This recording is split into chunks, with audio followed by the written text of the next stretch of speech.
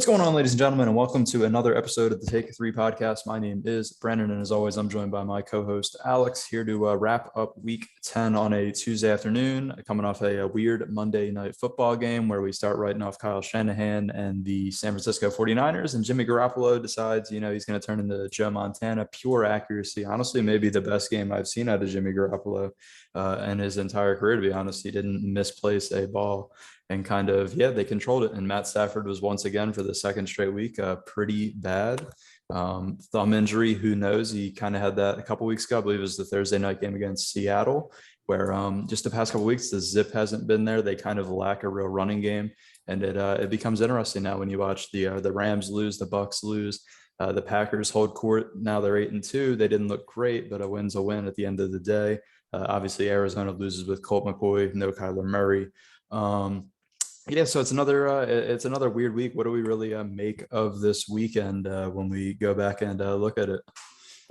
Yeah, another strange week, another week where I got killed on the spread picks. A lot of little games I didn't really expect to go that way, but I'm happy for Cam Newton and Panthers. That was cool. The NFC is you got the big teams kind of losing now. It's very the NFC feels very even right now. I'm not really low on even the good teams that aren't playing really well. I'm not super low on them because all the win-loss totals are very close to each other. So it's all going to depend on how the second half of the season plays out. It's going to be really interesting down the stretch for all the top teams because both conferences, you can tell which teams are better, but there's no clear division on the top right now. With the exception of maybe, I hate to say it, the Dallas Cowboys. Yeah, we're not. Yeah, I don't know about that. 140-point Falcons dub. We're not. I'm not jumping. They did seem to have it back rolling, though. Made the comment, at least the Falcons can score. I was clearly wrong when it was an 8-point spread. And I said, yeah, they'll lose, but they'll score some points. Clearly they didn't get the memo to score some points. So, left out. But yeah, I mean, that's kind of the tough thing about picking games on a Tuesday or a Wednesday is with the Carolina and Arizona type thing where it's 10.5. And early in the week, it looks like Kyler might play. And then you get to Friday, he did one light practice and then obviously did not. Kind of weird stuff. But yeah, just get screwed. Done trusting Mike White. Can't do that. Flip-flop Dolphins game on that's not good. And then, I don't know what the Titans were doing. That seems like a Vegas special if I've ever seen one, 2.5. And they somehow slide back in at the end with Trevor Siemian. But I mean, let's just let's get it going where the week really left off. And that was last night, the 49ers, who we've kind of shit on a little bit. They're 4-5 now. They haven't really looked great. We said Kyle Shanahan mediocre. Comment still kind of stands. One W is not going to change my complete opinion on the guy. But last night, division game, 3.5. It just was a fitting end to the week. All the money was on the Rams. They had Odell, Von Miller's coming back. They look like crap at home against Tennessee. And it was this is a lock. And I think I sat here last week and was I love Rams 3.5 on the road in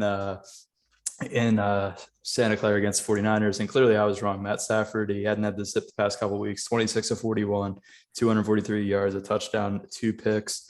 Ugly, I believe one was a pick 6, if I'm not mistaken. Yes. When you score points for the other team, that usually doesn't help. And then, as I said, off the rip, Jimmy Garoppolo, maybe one of his better games, not yards wise, but I mean, he played clean football, 15 of 19, 2 touchdowns, no picks, only a $182.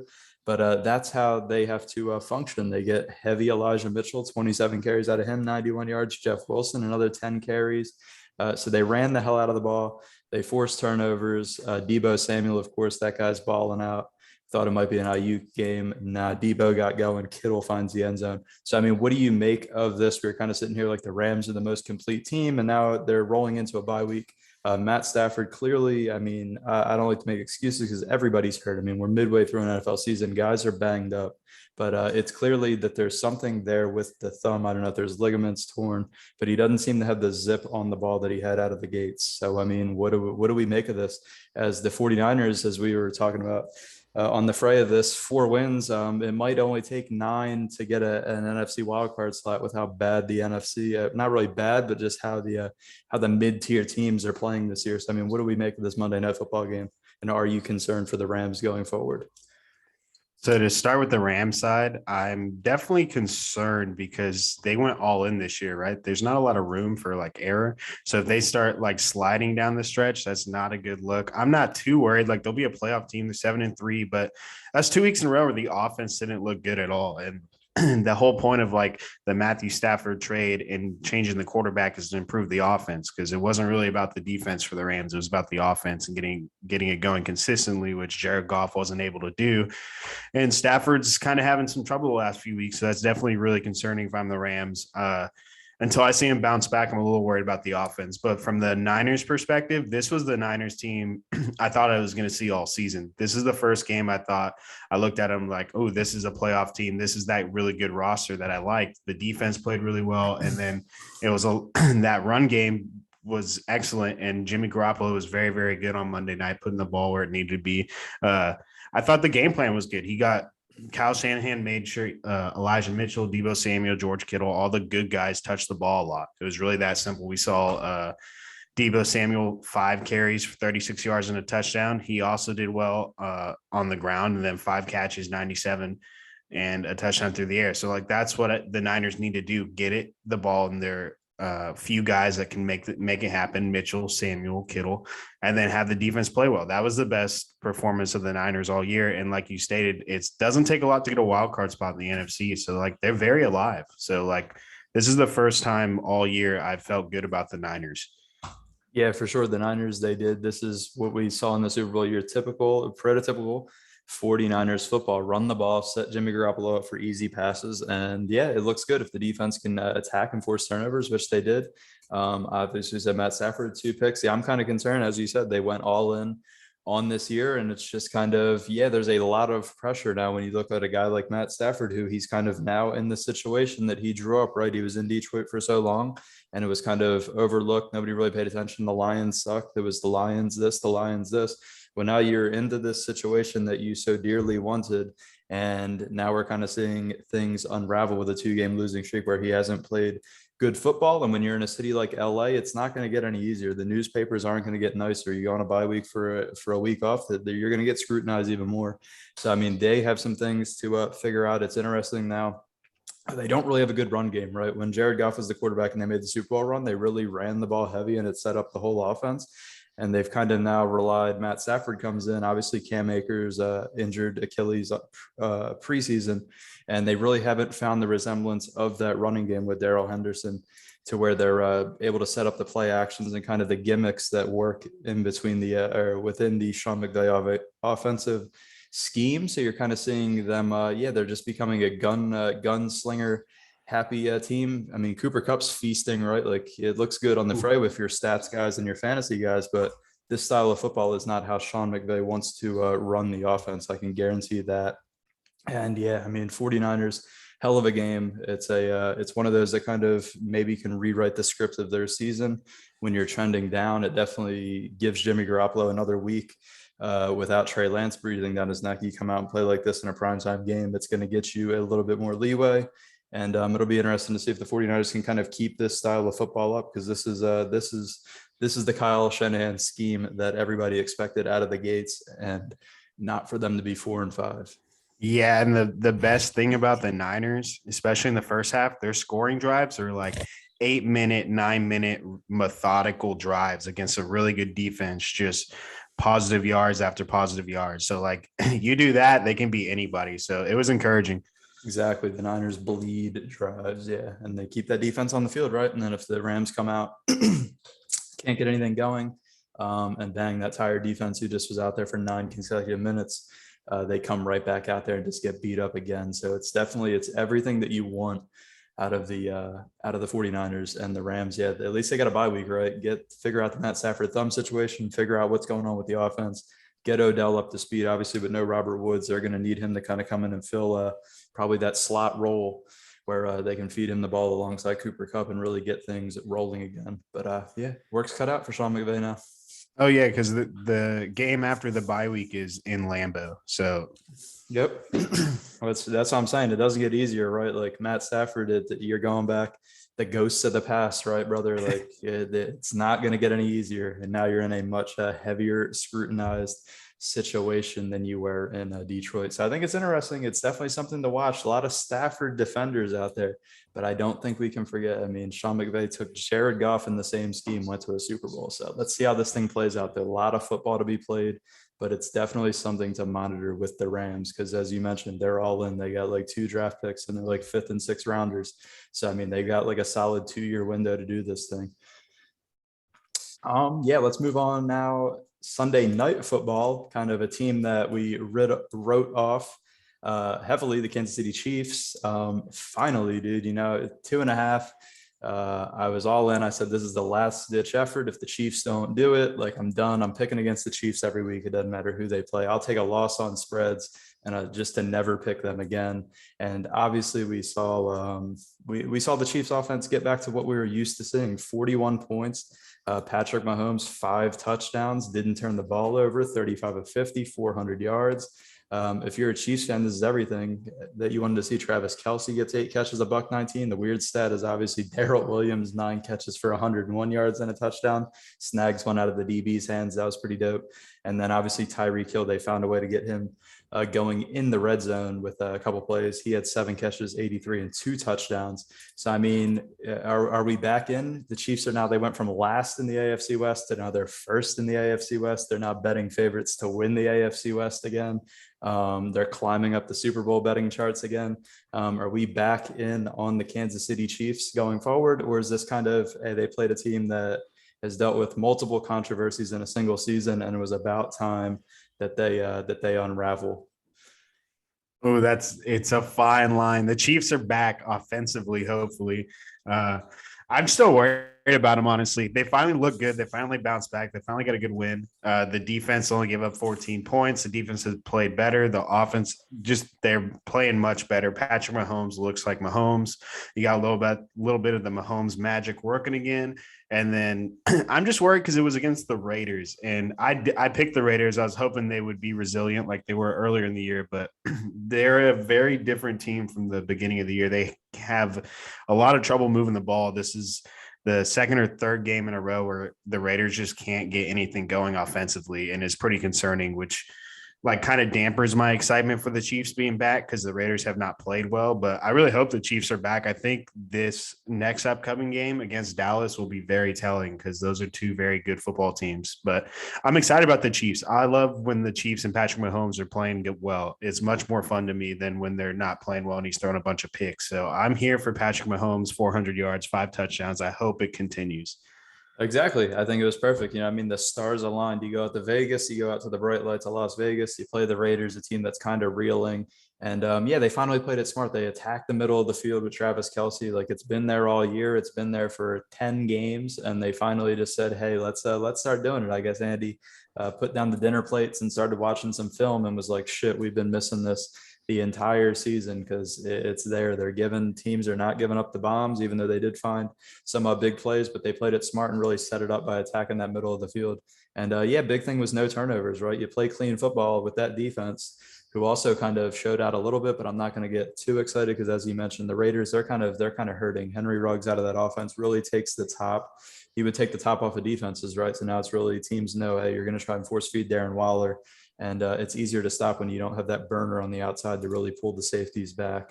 And we've noticed that, right? I mean, Hunter Renfrow is the guy leading the team in targets and receptions. It's not a good sign. But yeah, I mean, I'm here for it too. I'm going to be a little bit cautious, right? I got to see this week. We get next week Kansas City Chiefs at home. They play Dallas.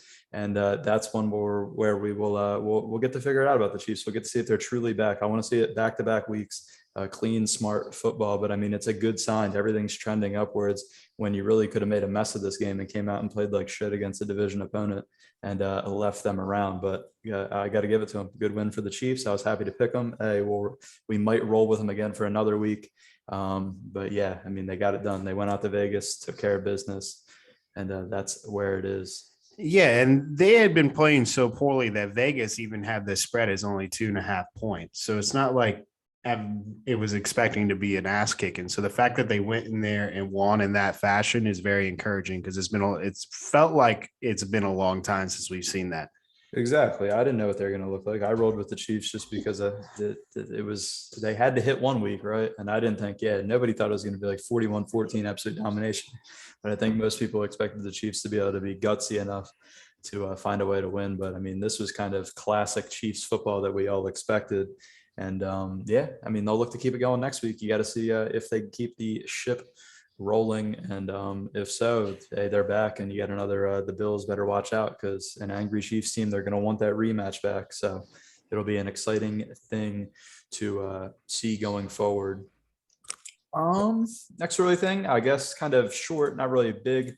Big. I don't want to spend too much time because the other team played a backup quarterback, but I mean, we got to talk about briefly at least. Carolina Panthers go on the road, 34-10, beat the Cardinals. Obviously, Kyler Murray did not play. Colt McCoy started bad. This is kind of Colt McCoy that we expected. I don't know how the 49ers lost to him, to be honest. He was only 11 to 20, 107 yards. But the big story of the game, Cam Newton, my man says, I'm back. 2 rushing touchdowns. It was good to see, honestly. It was good to see him run those in a Panthers jersey too. It feels like a fitting, it feels like a storybook ending to, I mean, we don't know how many years Cam Newton really has left. It seems like physically he's still there, but we don't know how many shots you're going to get in the NFL, obviously, with teams drafting quarterbacks. And obviously just the type of guy Cam Newton is. He's kind of flashy, and teams don't usually like to bring those guys in for some reason. But I mean, it's a good story. How do you feel? Cam Newton, 2 touchdowns. Seemingly he's going to be the starter next week. They've already said Matt Rule. He's taking all the first team reps. Cam Newton's back, at least for the second half of this season. And I think it's good to see. And I like that it's with the Panthers where it all started. Yeah, this is a feel good, fun story. I like rooting for Cam Newton. I was super excited to see him score some touchdowns again in Carolina. And like they kind of went full circle, right? Teddy for a year, then Sam, and now they're back to Cam. I'm happy Cam's back. I'm rooting for him. I take nothing from the Cardinals, no Kyler. I just tossed this game away for him. But for Carolina, and all of a sudden you're 5-5, you got Cam Newton back. And I'm not saying it's going to happen, but it'd be really fun if they push and got a wild card spot. I'm definitely rooting for him.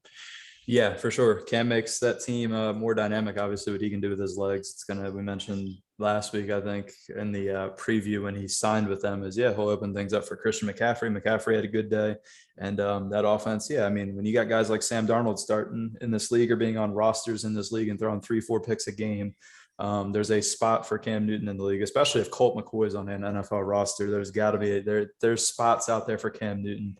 Obviously, kind of the bravado act with the outfits and the stuff he does, kind of that's why GMs and these old dudes don't like him. But hey, it's a great story, at least for half a year, and we'll see where it goes. I think he'll at least get if he plays well enough down the stretch, he'll at least get a shot to be the Panthers starter next year, because it seems like Deshaun Watson isn't too keen on going there. I don't know why he's like dead set on Miami. I guess the strippers are better there, but it is what it is. Because I mean, if you're Deshaun Watson, it's like that team would be a squad where you'd have your eyes on as well. But I mean, it's good story for Cam Newton to be back in action and have a legit shot to finish out this season with the Panthers, and obviously compete next year for that starting job.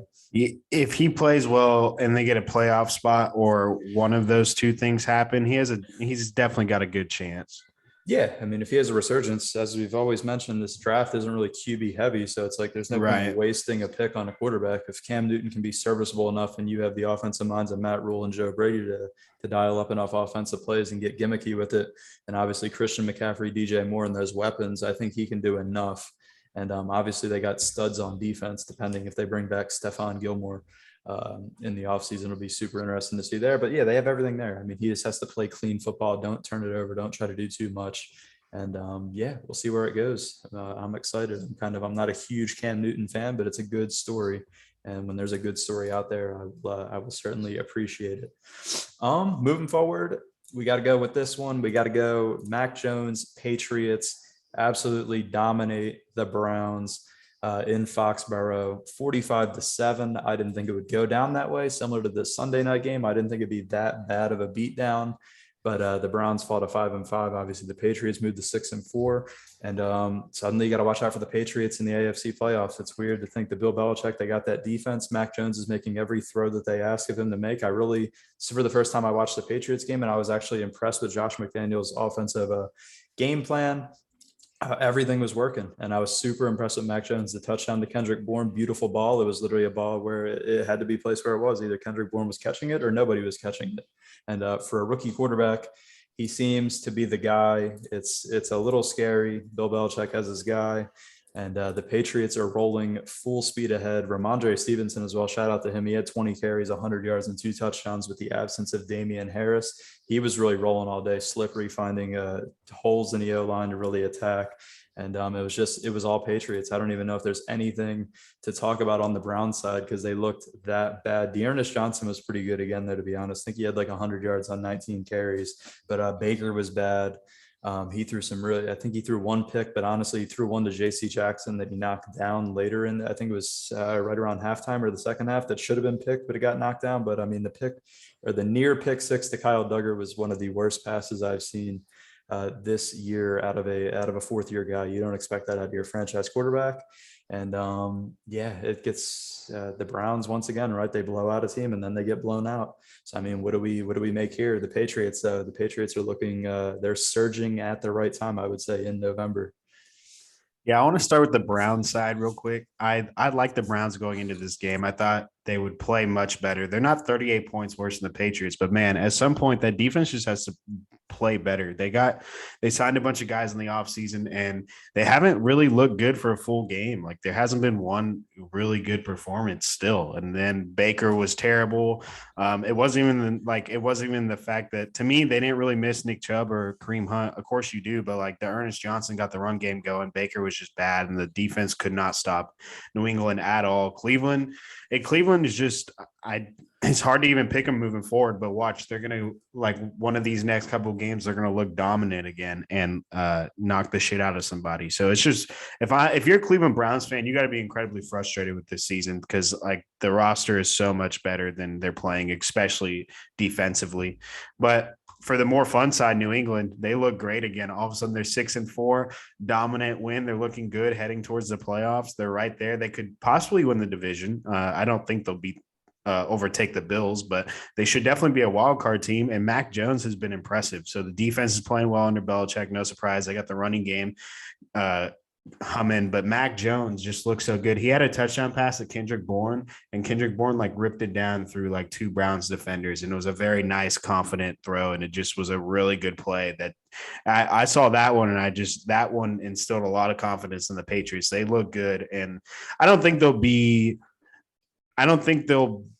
a top 1 to 3 team in the AFC. Like, I don't think they're better than the Bills or like the Ravens, but they're right there. Yeah, I mean, New England could win any game. Like, it's weird and it's funny that Tom Brady's gone and it's only 2 seasons later and Bill Belichick has a damn quarterback again and they look really good again.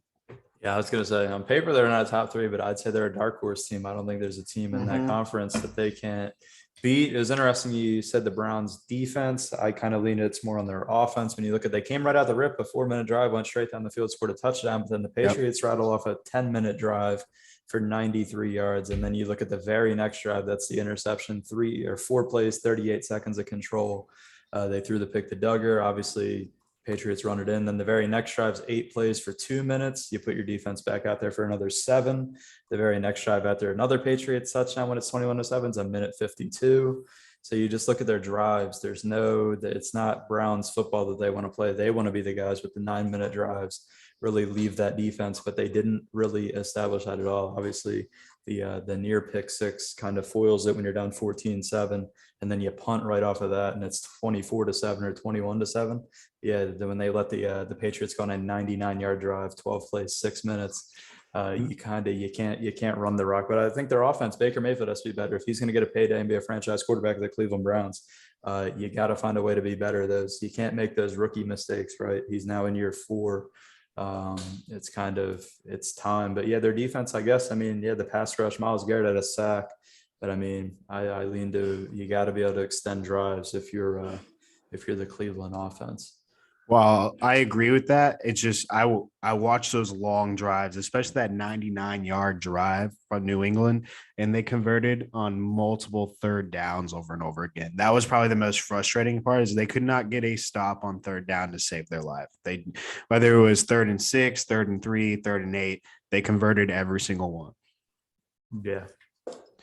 that's what happens when they're out on the field. I don't know. They're second. I mean, they're never really. They have a good pass rush. They're never really labeled as a great secondary on the back end. Myles Garrett leads the league in sacks, I believe, 13. But I mean, yeah, the Browns are who we thought they were, right? The Browns are right back to being the Browns. So they're 5-5. I don't know. They'll come out and probably beat somebody by 50 next week.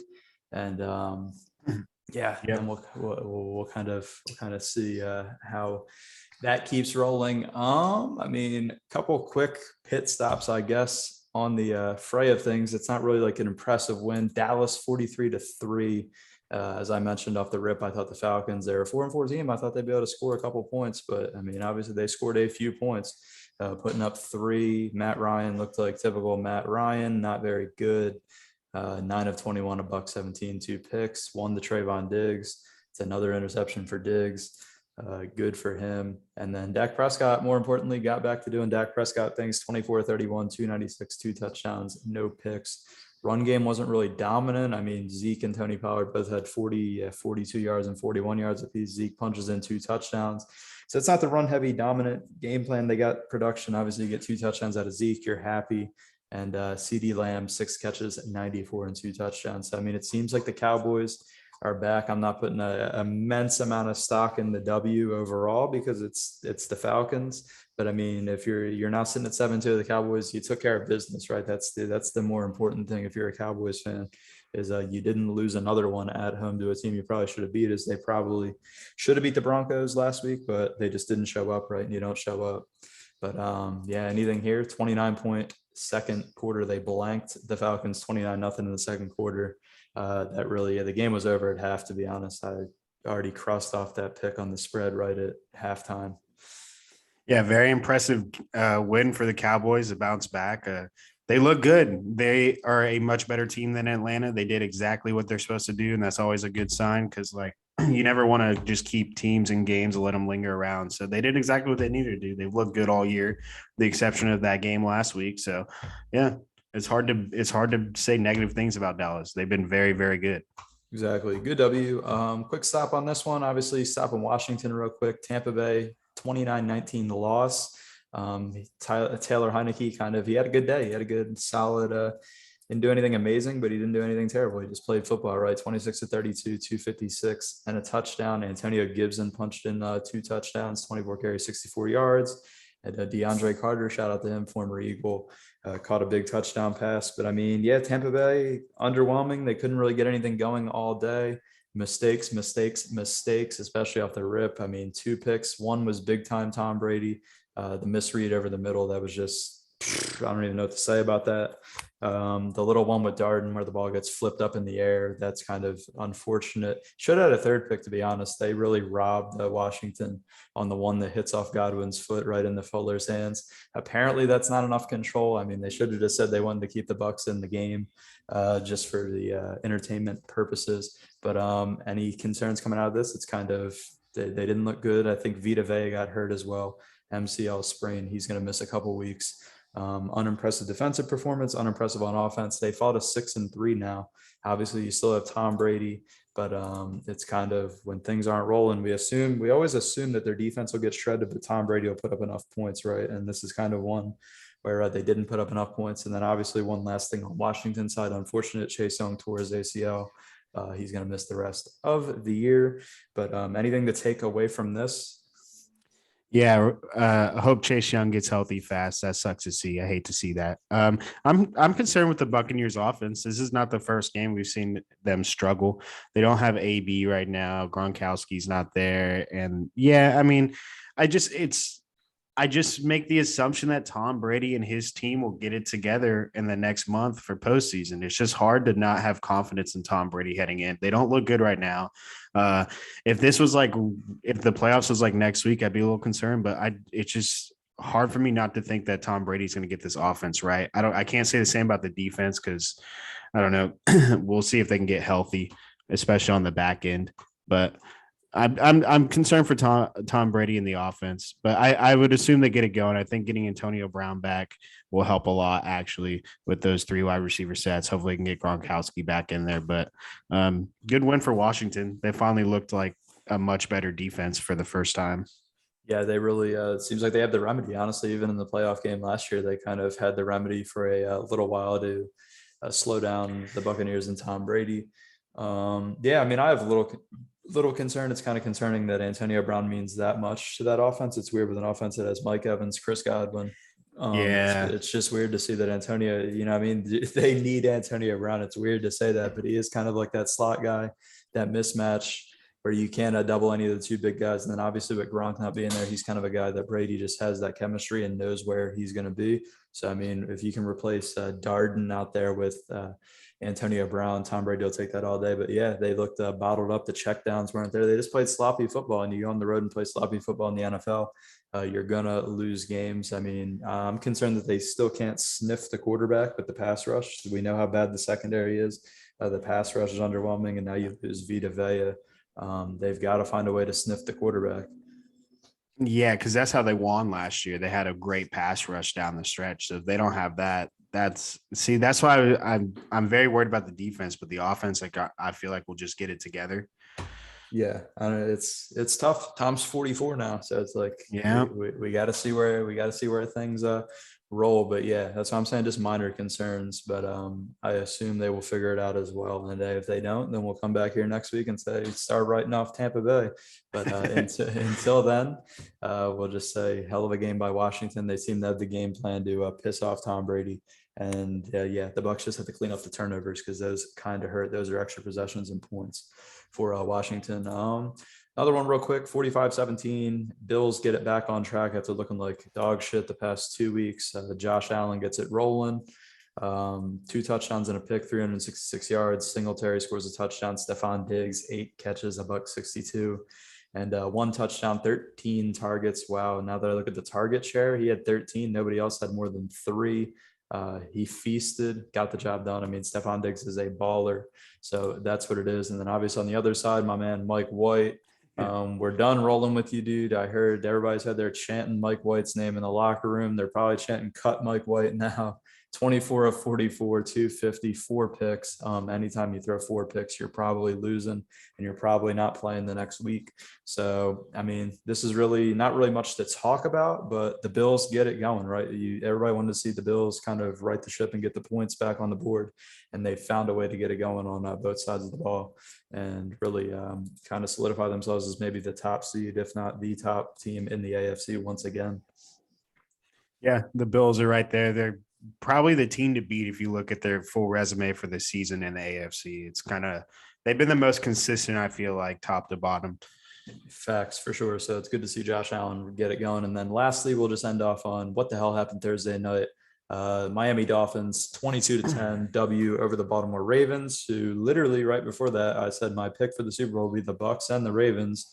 They both lose. So, I mean, if you have a team that you want me to curse and say they'll be in the Super Bowl and you want them to lose, just hit me up between now and by the time we do week 11's preview, and that team will probably lose in week 11. But yeah, I mean, I've really, honest to God, never seen a full half of football where a team runs one defense and Greg Roman just sits there and had no adjustment. They made no adjustment. Yeah, I don't know. They ran the same zero blitz all the entire second half. And the Ravens not once said, hey, let's just run a slant with Hollywood Brown, who's probably faster than the DB that's guarding him. And we will score. Now they didn't do that. Yes. I mean, what can we make of the Ravens? They kind of look vulnerable, not very good. They fall to 6-3 after a disappointing Thursday night performance. Yeah, I really want to just chalk it up to short week, bad game, just throw it out the window. But it was concerning to watch. The offense was atrocious. They made no adjustments. I almost felt like they could just show up to Miami and beat a poor Dolphins team. But, they're still all professionals. Like, you better be ready to play. As someone that's like pretty high on the Ravens this year, I really want to just chalk it up to short week, bad game. But it does leave me a little concerned. Yeah, that's the easy thing. Yeah, I'm gonna chalk it up to I don't know. They for once couldn't pull it out of their ass, right? We saw them Yep. for 3 games or 4 games to start the year. They just pulled the bullshit out, found a way to win, and this time the bullshit didn't go your way. You mentioned it pretty much nail on the head. They thought they could roll into Miami, hang out on the beach, do nothing, and then just show up, play Thursday night football. It's Jacoby Brissett and Tua. We'll win that. Doesn't matter which guy shows up. And yeah, you got to make adjustments. This is NFL football. Come on, Greg Roman. Maybe that's why teams have passed on him as a head Ye- coach, because ye- not a lot of adjustments there. Not even the simplest adjustment. It's not even, they didn't do one switch. That's what concerns me, is you get beat for an entire half of football. Yeah, and that mentality is like the mentality I took as like a fan, thinking they'll just walk in and win. You can't have that as the actual team. You'll get crushed. Exactly. Yeah. I thought at some point, yeah, I was like, shit, they'll find a way, dude. The Dolphins are like giving them the ball back. They've had a million possessions, and it didn't happen. Just across the other board, shout out Saints backdoor cover. Yeah, I don't know. That's really hilarious, but it seems like a Vegas highway robbery. Seems like Vegas dialed it up, to be honest. They hit the Buffalo Wild Wings button and said, yeah, we need a quick Saints cover. And that happened. I don't know what to say about the Colts. You start trusting them with 10-point favorites, and they do that. Um, I don't know what to make of it. And then the disgrace of the day is probably in Pittsburgh. DeAndre Swift ran like 58 times. Jared Goff had two gloves on in the freezing cold, could barely throw a football 3 yards without throwing it into the dirt. They said he was hurt. I don't know. I tuned in for like the fourth quarter and the overtime. It was hard to watch, but it was hilarious. And then yeah, Mason Rudolph should probably be out of football, to be honest. He's garbage. If he's on a roster, that's another dude, man. If he's on a roster, Cam Newton should definitely be on a roster. 100%. Yeah, but he's atrocious. He should probably be out of football. He sucks. Yeah, the Steelers once again, they have a big win, and then they do stuff like that, or they win on Monday night, they get back into the kind of division play, and then they go out and 16-16 tie. Unimpressive. Anything else really on the slate to talk about? Shout out Eagles 30-13. Yes. Shout out Eagles, Jalen Hurts. They got to win. They're 4-6, and somehow they're not out of the wild card hunt, which is incredibly stupid. Exactly. 30-13 domination. We own Denver. And as I've said before, there's not another loss on the schedule. Amen. Easy Saints game next week, and then a lot of easy division bum opponents that we will probably dominate en route to an 11-6 finish. And yeah, watch out. So, but yeah, I guess that's really it for like the game slates. I guess I can just wrap Chargers. They're about done. They're on life support. Rookie head coach Justin Herbert, I guess, kind of struggling out there. I did not expect them to lose at home to the Vikings. I thought they would come out with a little bit more energy. More AFC teams that are like hot and cold coming, like you don't know how they're going to show up, and then the Vikings are the same exact way as well. So it gets kind of tricky. Exactly. Yeah. AFC's yeah, it's weird. But yeah, let's move on to the spread picks. Great week. 4-9. I was super excited to get 4 out of 9 picks correct. Titans really did a good job. The Colts, yeah, I mean, just look at all these picks. I don't even know what to say. Should have had a Dolphins one, but I decided to do the flip flop. That didn't roll out. Yeah, I mean, what a week. John's now 1 game over 500 and in first place. And yeah, I'm now 9 games out, and you're 4 games out. Not looking good for us. But if we can just put 1 week together, we'll be right back in this. Yeah, back to back bad weeks. I'm under 500 now. Very disappointed. But I mean, looking at these picks like beforehand, they're not even that bad. I mean, Falcons is real bad. Cardinals, we didn't really know about the quarterback situation, whatever. But like, they're just like the Colts probably should have covered. The Bucs got their ass kicked. Ravens got their ass kicked. They're 9 points and 8-point favorites, and they got their ass kicked. So it's like, it was kind of a strange week. Yeah, it was a very strange week. Got robbed. Falcons couldn't score. Bucks didn't show up. Mike White returns to exactly why he's never going to be a starter in this league. Carson Wentz didn't do anything. Jonathan Taylor dominated, but they couldn't hold on. They decided to let Urban Meyer charge back into the game. And then, yeah, Cardinals was just like a weird one. We all went with it. We all kind of assumed Kyler would play. And then as it got to Saturday, Kyler did not play. Happy with the Chiefs. Rams sucked it up too. Yeah, another bad week. I mean, I got to get something going. This has been like 3 or 4 in a row where I've been trending down. I was right in the thick of it, and now I'm going backwards. So I need a week this week. No flip flops. We're rolling with the gut instinct. And yeah, no more Jets, big spreads. We're not trusting that anymore. I think I did that 2 weeks in a row, and it just absolutely shot myself in the foot. Well, long season, lots of ups, lots of downs. You're right in the middle of it. A couple bad weeks in a row. It's time to bounce back. Facts. Looks like John's a Vegas scam artist too, dude. Has Washington, the Vikings. Like, yeah, get out of here. But yeah, long season. We'll Dolphins. yeah, Dolphins too. Like, yeah, get out of here, dude. But I mean, yeah, we'll figure it out. We'll get it going in time for next week. I'm excited to look at next week's slate spread wise and really turn this thing around. You know, what I mean, try to do a little Chiefs thing. Try to get some W's on the board just like the Chiefs did this past week. But I mean, that's really going to do it for today's show. I want to thank all y'all for listening. Please like, subscribe, and comment if you have any suggestions, as we would love to hear that feedback. As always, the Spotify link will be posted in the description for audio only listeners. Go ahead and follow us on Spotify if you want to choose audio only. And then, yeah, thanks for listening, and we'll see you Thursday for the week 11 preview.